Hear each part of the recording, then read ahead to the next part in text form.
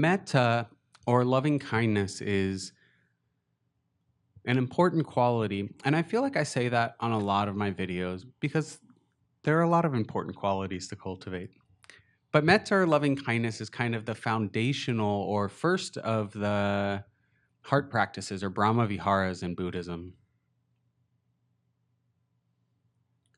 I'll link below to the actual sutta or discourse where the Buddha talks about loving kindness.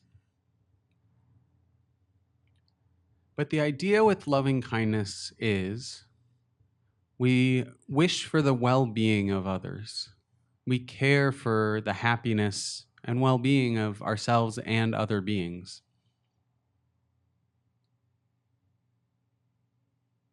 The Buddha described this as boundless. So to everyone, everywhere equally. And this, of course, is an ideal. Like, we're not expected to sit in meditation one time and have this boundless, radiating love for everyone. It takes some cultivation and time. The word metta itself comes from the Pali language, the language of the Buddha's time and place and culture. And it shares a root with the word for friend or friendship, which I think offers some good insight into what this word means, because we translate it as loving kindness, which isn't even really, I mean, there are words and we know what those words mean, but it's not a common word we use in daily life. Thanissaro Bhikkhu, a prominent Buddhist monk and scholar and translator of the Pali language, uses the word goodwill. So like wishing well for others. You might hear loving kindness, friendliness. Whatever word you use to translate it into English, it's the same quality. It's this wishing well and caring for others and ourselves.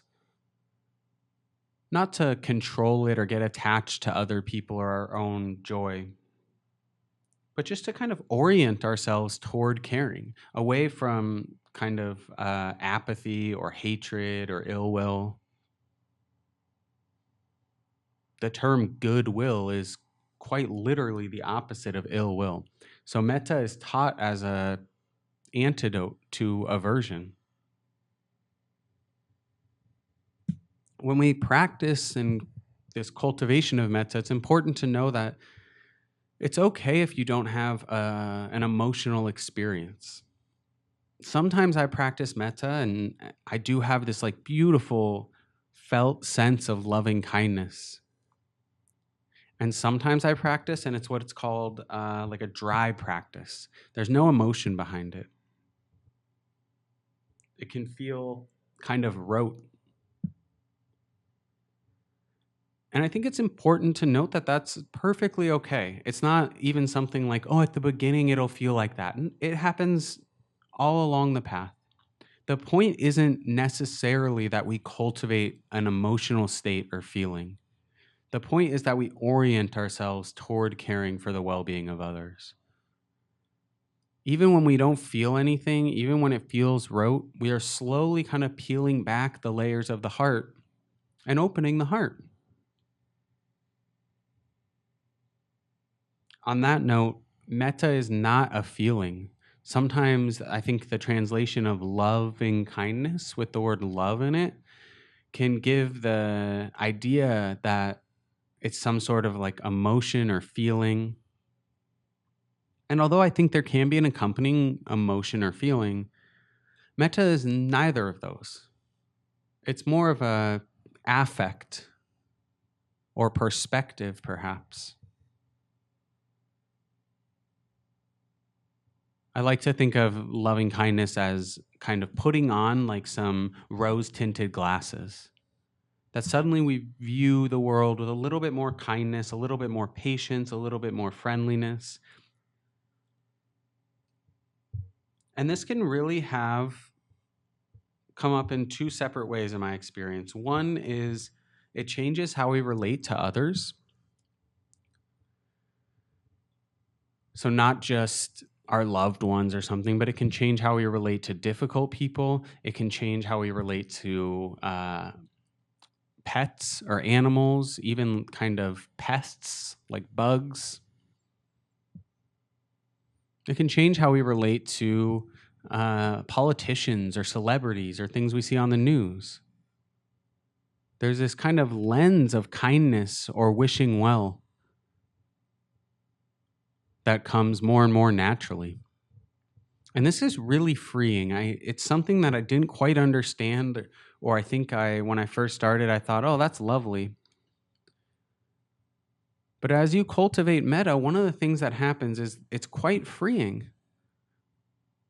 We're no longer stuck in so much ill will towards people or judgment. There's kind of a softness in how we relate to others.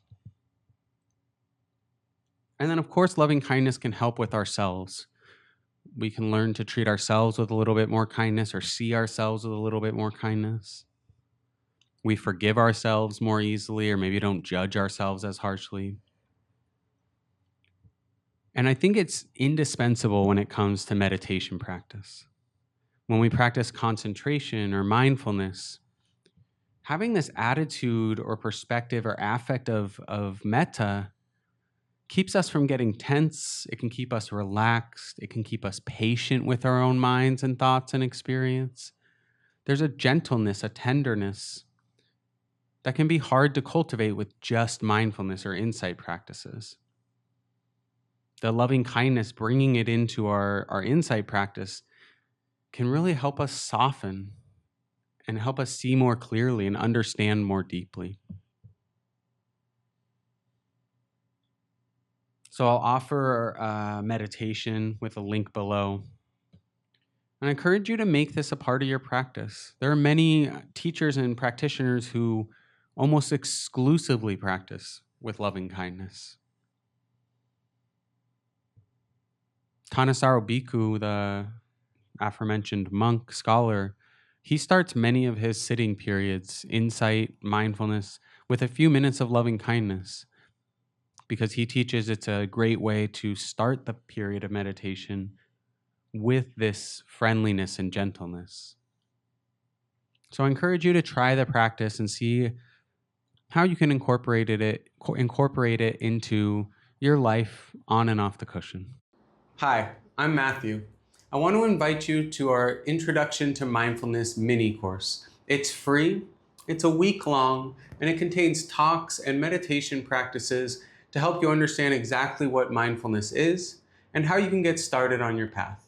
To learn more and sign up, you can click the link right here.